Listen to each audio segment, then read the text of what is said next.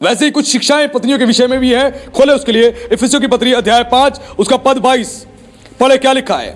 इफिसियों की पत्री अध्याय 5 पद 22। हे पत्नियों, अपने अपने पति के ऐसे अधीन रहो जैसे प्रभु के। हालेलुया। वैसे ही पत्नियों को भी शिक्षा दी गई है। ये ना सोचा पास्टर साहब ने तो आज तो बस पतियों की वाट लगा दी, पतियों को इतनी सारी शिक्षा दे दी। पत्नियों के लिए भी बहुत सारी शिक्षाएं हैं। लिखा है, हे पत्नियों, अपने पति के ऐसे अधीन रहो जैसे प्रभु के। ऐसे अधीन रहो जैसे प्रभु के। जैसे हम प्रभु के अधीन रहते हैं, प्रभु की आज्ञा मानते हैं, प्रभु से प्रार्थना करते हैं, विश्वास में बने रहते हैं, हम प्रभु को उल्टा सीधा नहीं कहते हैं। वैसे ही पत्नियों को भी ऐसे अधीन रहना अपने पतियों के जैसे प्रभु के, जैसे प्रभु के अधीन रहते हैं विश्वासी लोग, पास्टर्स, कलीसिया, वैसे ही एक पत्नी को भी अपने पति के ऐसे ही अधीन रहना है। अधीन रहना, अधीन का मतलब है, अधीनता का मतलब है कि पति की बात को सुने भी और समझे भी, यानी अपने ऊपर उसको अधिकारी बना के उसकी बात को सुने भी समझे भी। और वैसे ही बोला गया वचन में कि तुम परमेश्वर के अधीन हो जाओ और शैतान का सामना करो। पतरस कहता है तुम परमेश्वर के अधीन हो जाओ, शैतान का सामना करो, तुम्हारे पास से भाग निकलेगा। और वैसे ही वो आगे कहता है, हे नवयुवकों, तुम प्राचीनों के अधीन रहो। यह अधीनता बहुत जरूरी है, एक मेंटरशिप जरूरी है, एक लीडरशिप जरूरी है, एक ऊपर आपका किसी का खड़ा रहना बहुत जरूरी है। अगर कोई आपकी केयर करने वाला नहीं होगा, ध्यान रखने वाला नहीं होगा, तो आपके जीवन में बहुत सारे काम नहीं हो पाएंगे, आप परेशान हो जाओगे। सबको चाहिए होता है कि उनके ऊपर कोई खड़ा होकर उनकी हेल्प करे, मदद करे। और परमेश्वर ने सबके लिए, कलीसिया के लिए परमेश्वर ने सेवक खड़ा किया है, बच्चों के लिए माता पिता खड़े किए हैं। वैसे ही परमेश्वर ने पत्नी के लिए पति को खड़ा किया है। अधीन रहना है, पति पे आज्ञा नहीं चलानी, उल्टा सीधा नहीं बोलना, बदतमीजी नहीं करनी, अधीन रहना है। ऐसे अधीन रहना जैसे प्रभु के। और 23 में लिखा है, क्योंकि पति जो है पत्नी का सिर है, जैसे कि मसीह कलीसिया का सिर है, और स्वयं ही देह का उद्धार करता है। और आगे लिखा है, पर जैसे कलीसिया मसीह के अधीन है, वैसे ही पत्नियां भी हर बात में अपने पति के अधीन रहें, हर बात में अपने पति के अधीन रहें। वैसे ही महिलाओं को बोला गया, पत्नियों को अपने पति के हर बात में अधीन रहें। अब इस बात में अधीन नहीं रहना कि पति कह रहा है कि दारू की बोतल खोलो, 2 पैक बना के दो मुझे, वहां पे अधीनता नहीं दिखानी, वहां अधीनता नहीं दिखानी। ध्यान रखना, अच्छी बातों में, हर भले कामों में अपने पति के अधीन रहो, अधीनता में रहो, बदतमीजी मत करो। क्योंकि जो स्त्री का सर है वो पुरुष है, हेड जो है वो पुरुष है। जैसे कलीसिया का सर जो है मसीह है, वैसे ही हमें अधीनता में रहना है। अधीनता बहुत जरूरी है, क्योंकि अधीनता आपको बना देगी, अधीनता आपको ब्लेस्ड कर देगी। और वचन में लिखा है, जो दीन बनेगा परमेश्वर इसको शिरोमणि बनाएगा। हालेलुया। जब आप दीन बनते हो, परमेश्वर आपको शिरोमणि बनाता है, आपको बेशकीमती बनाता है, आपको ऊंचा करता है। वैसे अधीनता बहुत जरूरी है। अधीनता आपको आगे बढ़ाएगी। परमेश्वर के अधीन रहें, अपने माता पिता के अधीन रहें, अपने अगुओं के अधीन रहें, परमेश्वर के वचन के अधीन रहें। आपका जीवन ब्लेस्ड हो जाएगा, आपका जीवन आशीषित हो जाएगा। आज ये बात समझाई जा रही है। पहला पत्रस खोले, पहला पत्रस अध्याय 3 पद 1 में पढ़े क्या लिखा है। कुछ और बातें हैं जो आपको बहुत कुछ सिखाएंगी। पहला पत्रस अध्याय 3 पद 1।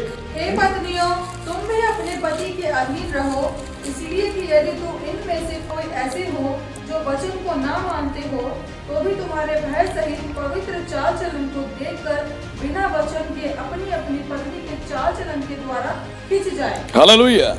वैसे ही यहाँ पे पत्रस भी इंस्ट्रक्शंस दे रहा है, सिखा रहा है। पत्रस ने बोला, हे पत्नियों, तुम भी अपने पति के अधीन रहो। अधीन रहने के विषय में बार बार सिखाया गया है, क्योंकि परमेश्वर की ओर से यही आज्ञा थी।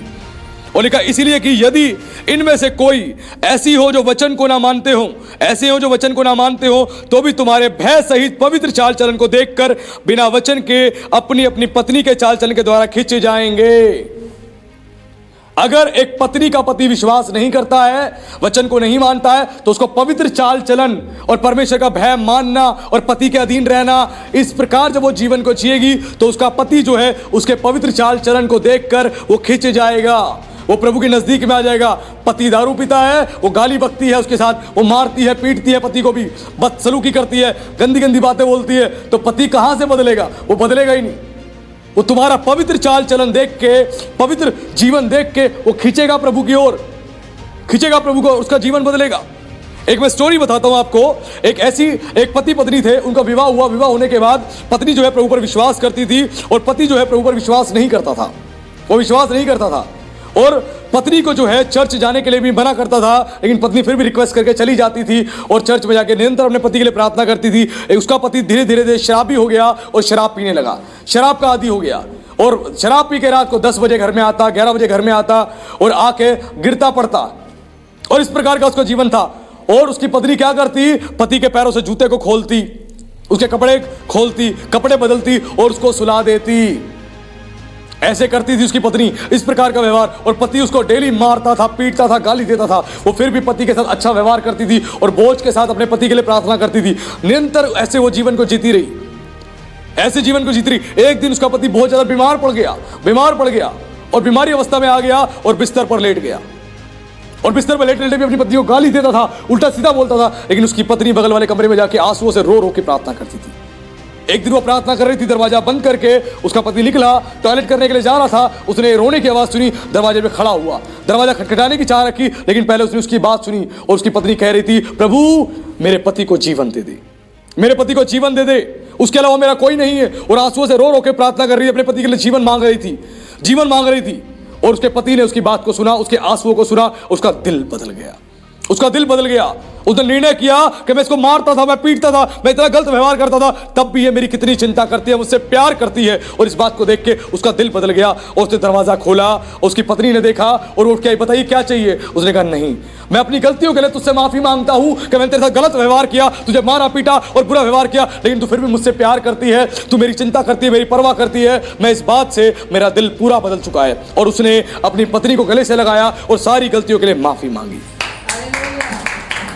आपका पवित्र चाल चलन आपकी पत्नी को बदल सकता है, आपके पति को बदल सकता है। इस बात को हमेशा ध्यान रखना। और यीशु चाहता है कि ऐसा आप जीवन जियो। और इसी प्रकार आगे बताया गया है कि तुम्हारा श्रृंगार दिखावटी ना हो,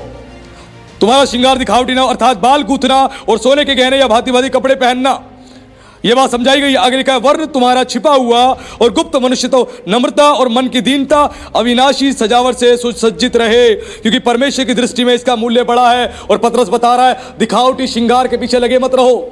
बहुत सारी महिलाएं, बहुत सारी स्त्रियां दिखावटी श्रृंगार के पीछे लगी रहती हैं। जो दिखावे की चीज है, दिखावे के लिए वो परेशान रहती हैं, वो दुखी रहती है। जो पिछले दिनों मैंने आपको फैशन के विषय में प्रचार किया था, आप लोगों ने सुना था और जाना था कि परमेश्वर का वचन क्या सिखाता है।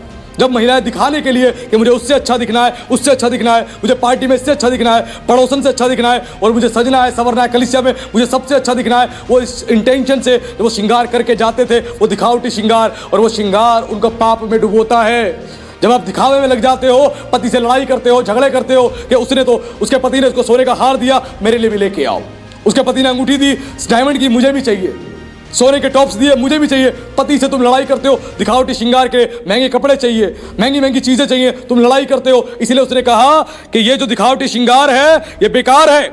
लिखा, वर्ण तुम्हारा छिपा हुआ और गुप्त मनुष्य तो क्या था? मन की दीनता और अविनाशी सजावट। लिखा, नम्रता और मन की दीनता की अविनाशी सजावट से सुसज्जित रहे, क्योंकि परमेश्वर की दृष्टि में इसका मूल्य बड़ा है। एक महिला जो है वो अपने भीतरी अस्तित्व को, अपनी आत्मा को सजाए, आत्मा में नम्र हो जाए, दीन हो जाए, क्योंकि ये अविनाशी सजावट है, यानी कभी खत्म नहीं होने वाली।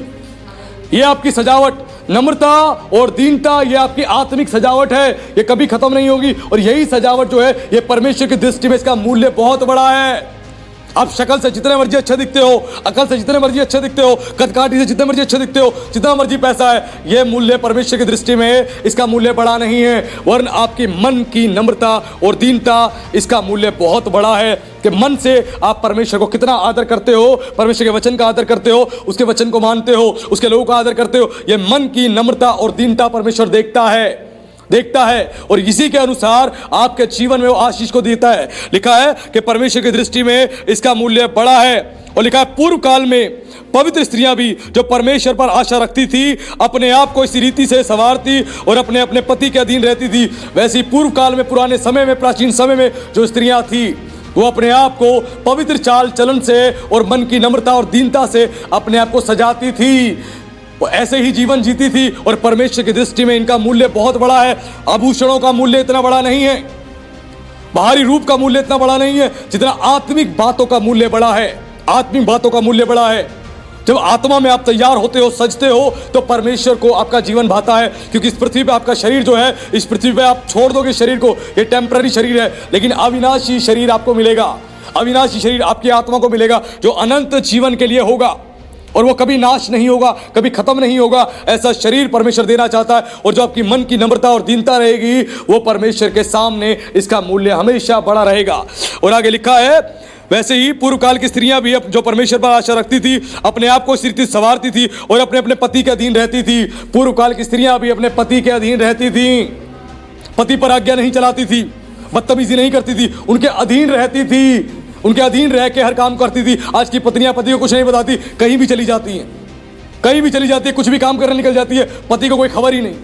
कहती है क्या जरूरत है उनको बताने की, मेरे अपने काम है। लेकिन जो अधीन होगी वो पूछ के जाएगी, माय डियर हस्बैंड, मैं यहाँ जा रही हूँ, इतनी देर मुझे लगेगी, मैं जाऊँ क्या, मैं इसके साथ जा रही हूँ, उसके साथ जा रही हूँ, बता के जाएगी।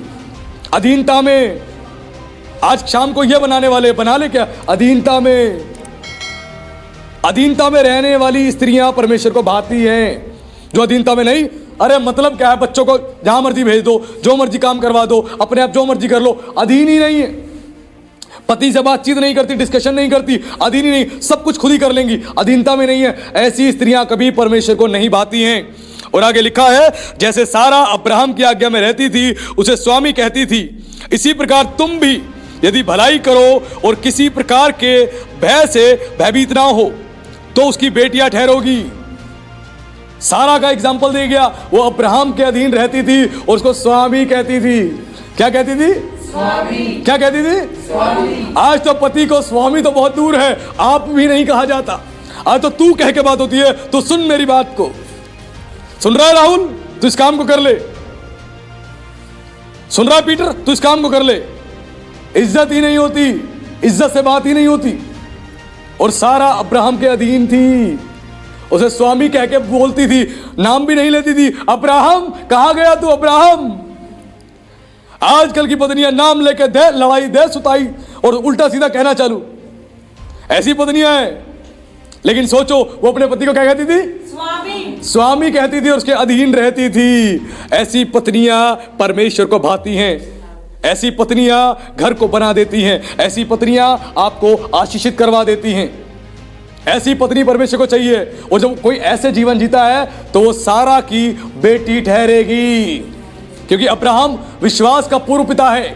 हम सबका, जितने दुनिया में लोग हैं विश्वास करने वाले मसीह पर, उन सबका पूर्व पिता, विश्वास का पूर्व पिता जो है वो अब्राहम है। और जो विश्वास की माता है वो सारा है, क्योंकि अब्राहम कोई यहूदी नहीं था, कोई यहूदी अन्य जातियों में से चुना गया था। और जितने विश्वास करते हैं वो अब्राहम की संतान कहलाते हैं, सारा की संतान कहलाती हैं।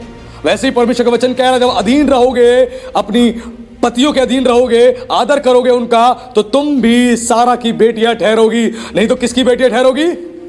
रानी इजेबेल की, जो भविष्यवक्ताओं को मारा करती थी, नाश किया करती थी, लोगों को सीड्यूस करने के लिए, अट्रैक्ट करने के लिए मेकअप किया करती थी, उसकी बेटियां ठहरोगी।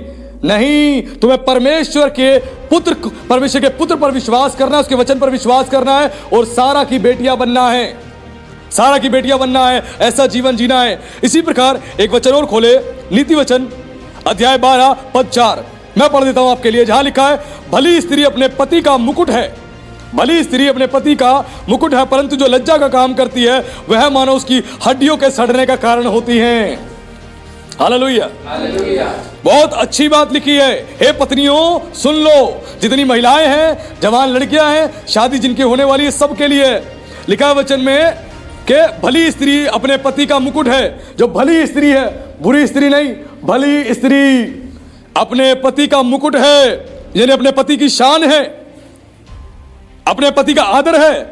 एक भली स्त्री, उसका अच्छा चाल चलन, उसका अच्छा व्यवहार, समाज में, परिवार में, रिश्तेदारी में, कलीसिया में, सब जगह पे उसको आदर दिलाता है, उसका अच्छा चाल चलन। लोग कहते हैं भाई आपकी पत्नी तो बहुत अच्छी है, बहुत अच्छा इनका व्यवहार है, बहुत अच्छा इनका आचरण है।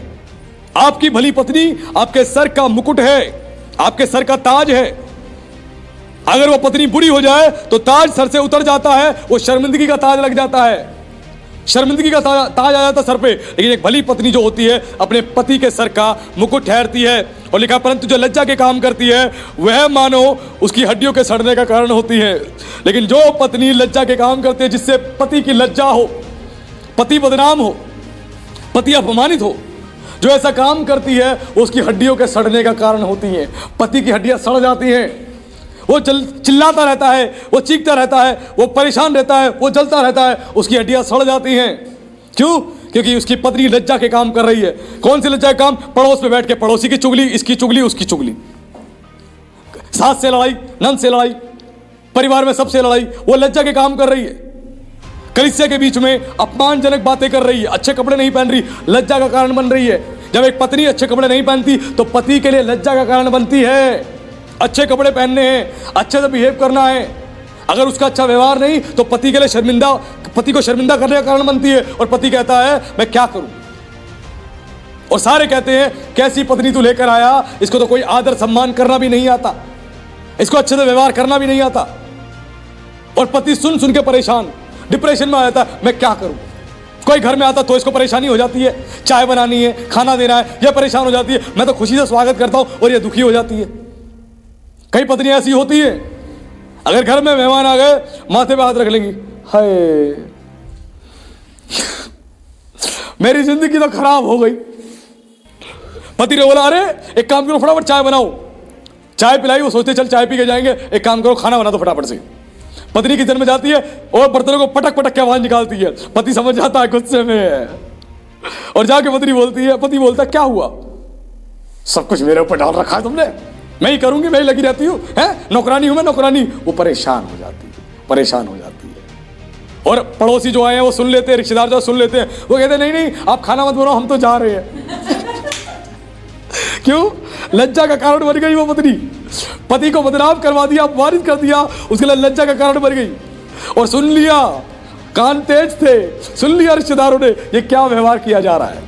ऐसा नहीं करना है, ऐसा करने से अपने पति के हड्डियों के सड़ने का कारण बनती हैं। और बहुत सुंदर बात लिखी है एक आदर्श पत्नी के विषय में। खोले नीति वचन अध्याय 31 पद 26 से लेकर इसके 31 तक पढ़ेंगे। नीति वचन अध्याय 31 पद 26 से 31 तक। वह बुद्धि की बात बोलती है और उसके वचन कृपा की शिक्षा के अनुसार होते हैं। वह अपने घराने की चाल चलन को ध्यान से देखती है और अपनी रोटी बिना परिश्रम नहीं खाती। उसके पुत्र उठ उठकर उसको धन्य कहते हैं, उसका पति भी उठकर उसकी ऐसी प्रशंसा करता है। बहुत सी स्त्रियों ने अच्छे अच्छे काम तो किए हैं, परंतु तो उन सबों में श्रेष्ठ है। शोभा तो झूठी और सुंदरता व्यर्थ है, परंतु जो स्त्री यहोवा का भय मानती है उसकी प्रशंसा की जाएगी। उसके हाथों के परिश्रम का फल उसे दो और उसके कार्यों से सभा में उसकी प्रशंसा होगी। हालेलुया। अब यहाँ पर पत्नियों के विषय में ये चैप्टर पूरा मैंने प्रचार किया हुआ है आप लोगों को, लेकिन यहाँ पर जो वचन है वो आपको फिर से सिखाने जा रहा है। लिखा है वह बुद्धि की बात बोलती है। जो पत्नी है वो बुद्धि की बात बोलेगी, पति के आगे मूर्खता की बातें जल्दी नहीं बोलेगी, वो बुद्धि की बात बोलेगी।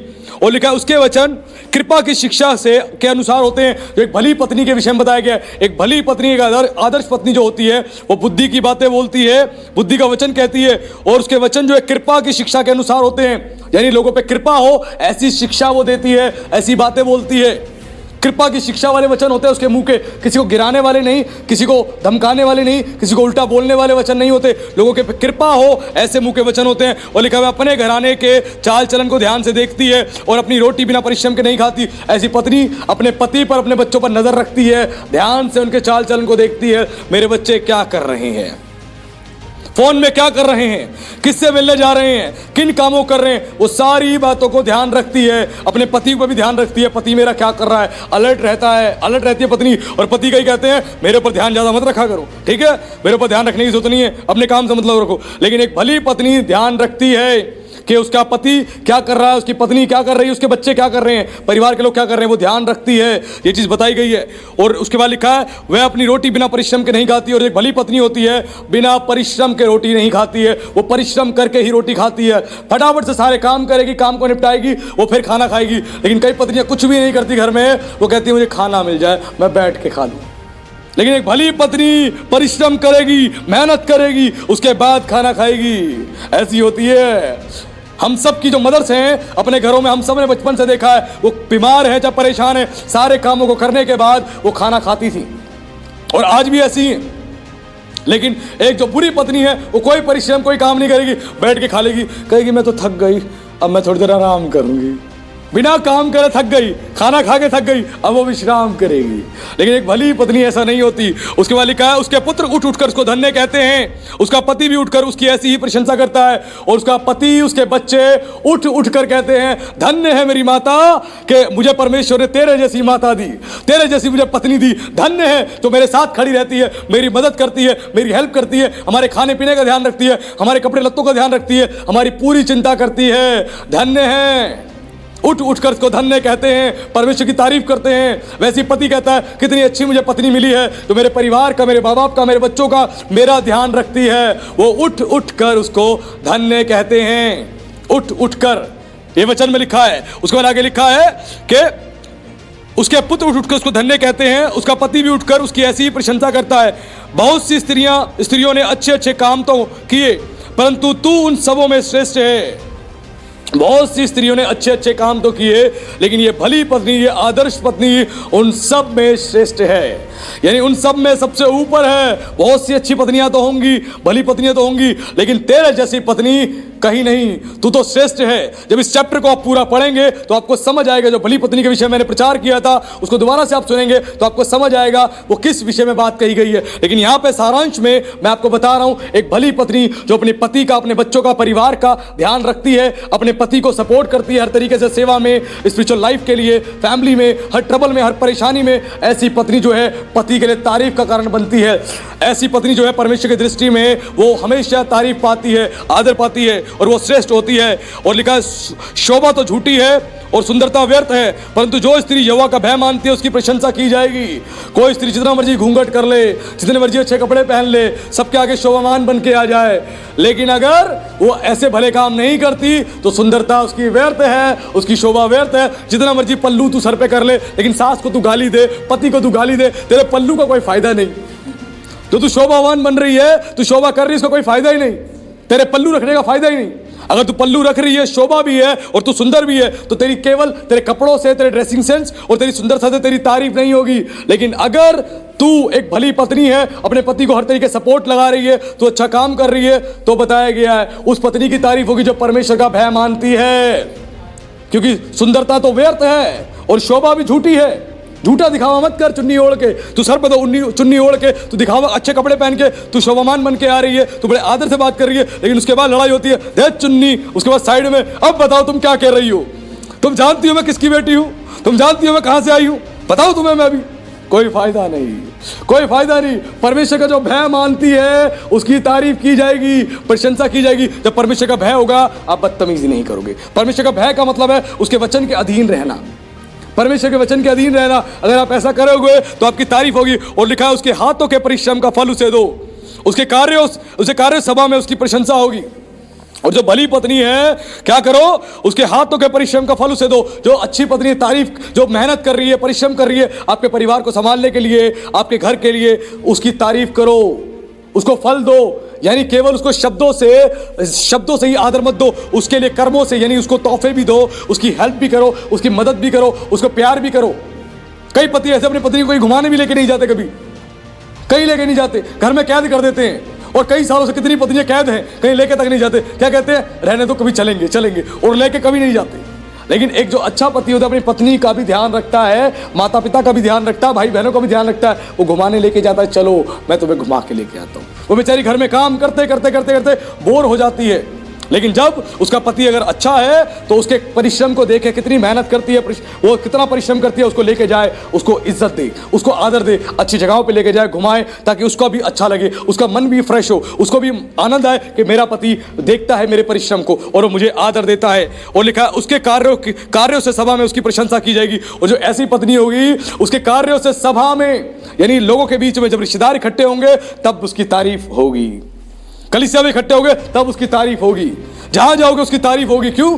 क्योंकि उसका परिश्रम सब सुन चुके हैं, उसके परिश्रम को सबने देखा है, उसके कामों को सबने देखा है। अब वो नहीं करी मेरी तारीफ करो, अब उसको तारीफ नहीं चाहिए, उसकी तारीफ लोग करेंगे, अपने आप उसकी तारीफ निकलेगी। जब आप खुदा की आत्मा से तैयार हो जाते हो, आपकी तारीफ अपने आप होती है। आपको अपनी तारीफ करने की जरूरत नहीं है, मैं तो ऐसा, मैं तो ऐसी, मैं तो वैसा, मैं तो वैसी, कोई मतलब नहीं है। खुदा का आत्मा अपने आप ही आपकी तारीफ करवाएगा, अपने आप ही आपको आदर दिलाएगा। इस बात को हमेशा ध्यान रखना। और आज के वचन से हमने सीखा, आज के वचन से हमने जाना एक पति को कैसे रहना चाहिए और एक पत्नी को कैसे रहना चाहिए। पति और पत्नी के बीच में परमेश्वर ने यह शिक्षा को दी है, ये फंडामेंटल टीचिंग्स है, ये पति और पत्नी के लिए बाइबल की शिक्षाएं हैं। जब पति और पत्नी इस प्रकार का जीवन जिएंगे तो दोनों की प्रार्थनाएं सुनी जाएंगी, वो परिवार आशीषित होगा, वो घर आशीषित होगा, वो फैमिली ब्लेस्ड होगी, वो चर्च ब्लेस्ड होगा और परमेश्वर उनके जीवन में अद्भुत काम करेगा जो खुदा ने आज अपने वचन से बताया। तो प्रभु का धन्यवाद, प्रभु आप सबको आशीष दे। सभी को जय मसीह की। आइए हम लोग एक छोटी सी प्रार्थना करेंगे, अपनी आंखें बंद करेंगे, सर को झुकाएंगे और प्रार्थना करेंगे। प्रभु यीशु मसीह, हम आपका विशेष धन्यवाद करते हैं मेरे पिता, इस सुंदर समय के लिए मेरे परमेश्वर। आज के वचन से प्रभु आपने अपने बच्चों से बात करी खुदावंद। आज मेरे प्रभु सभी पत्नियों के हृदयों में प्रभु जी अपने प्रेम को डाल देना प्रभु जी, ताकि वो अपने पति से उसी समान प्रेम करे, उनके अधीन रहे। वैसे ही प्रभु पतियों के हृदय में भी अपना प्रेम डाल देना, ताकि वो भी मेरे परमेश्वर अपनी पत्नियों से अपनी देह के समान प्रेम करे और मेरे परमेश्वर ऐसा प्रेम करे जैसा प्रभु आपने कलीसिया से किया। वैसे ही प्रेम परमेश्वर हर पति प्रभु अपनी पत्नी से करने पाए और सारी पत्नियां प्रभु अपने पतियों के अधीन रहे मेरे परमेश्वर। हे खुदावंद, आज परिवारों में प्रभु अपना प्रेम डालना, जो पति पत्नी के बीच में रिलेशनशिप टूट चुके हैं प्रभु, जो खराब हो चुके हैं, उन सारे रिलेशनशिप को आप ठीक करना मेरे परमेश्वर। उनके बीच में अपना प्रेम डालना प्रभु, और पति और पत्नी दोनों एक दूसरे का आदर करें, एक दूसरे से प्रेम करें, एक दूसरे की चिंता करें और मेरे परमेश्वर उनका जीवन आशीषित हो जाए राजा, उनका जीवन ब्लेस्ड हो जाए। पवित्र आत्मा आप उनको छू ले, उनको स्पर्श करे प्रभु, एक दूसरे के प्रति प्रेम से भरे। जितनी नफरत है, जितनी गलत फहमियां हैं, जितनी गलत बातें, वो सारी खत्म होने पाए मेरे परमेश्वर। और आज का वचन प्रभु जी जो उन्होंने सुना प्रभु जी, उनके जीवन में अद्भुत काम होने पाए राजा। ऐसी हम प्रार्थना करते हैं मेरे परमेश्वर। आपका विशेष धन्यवाद करते हैं, आपने प्रभु जी अपने बच्चों को छुआ और आशीष दी प्रभु जी। अब सारा परिवार, हर एक परिवार आपके प्रेम से भरा जाएगा और आपका प्रेम उनके द्वारा प्रभु समाज तक पहुंचेगा और आपकी महिमा होगी। आपका विशेष धन्यवाद आज की शिक्षा के लिए, आज की बातों के लिए। मैं इस प्रार्थना को जीवित सामर्थी परमेश्वर मसीह यीशु के नाम से मांगता हूं, आमीन।